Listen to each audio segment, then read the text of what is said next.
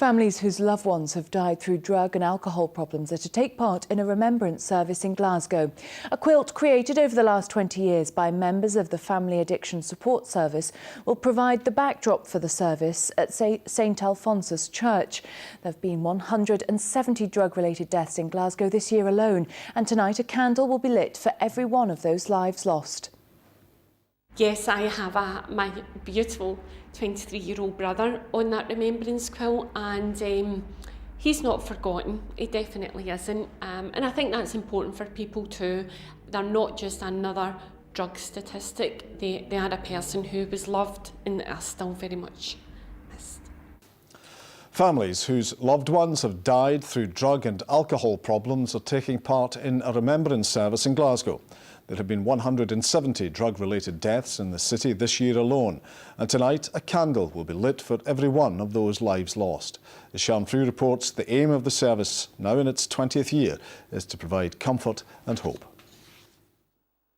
Tony MacDonald will stand up in front of more than 200 people tonight and read out loud a letter to his brother.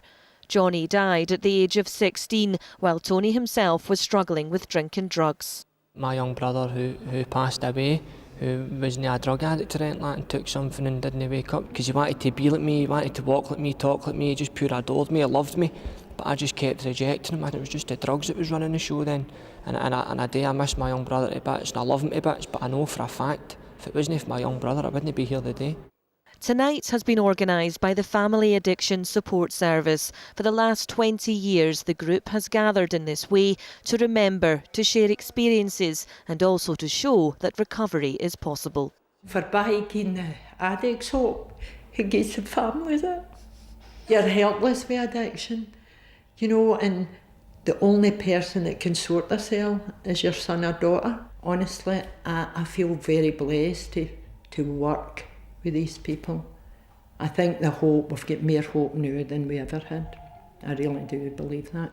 From bereavement counselling, support for kinship carers to providing clothing for adults and children in need, the service has grown over the last 2 decades, but so too has the number of drug deaths. I find when addiction impacts on a family, you can quite often find it's a very lonely place to be.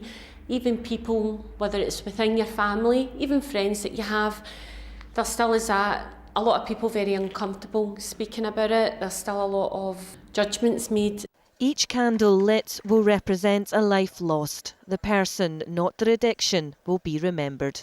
My Robert is dead 18 years and my son's name gets read out every year, and I know for a lot of people so does theirs, because you know what, I don't want my son to ever been forgotten. They're not just another drug statistic, they are a person who was loved and are still very much missed.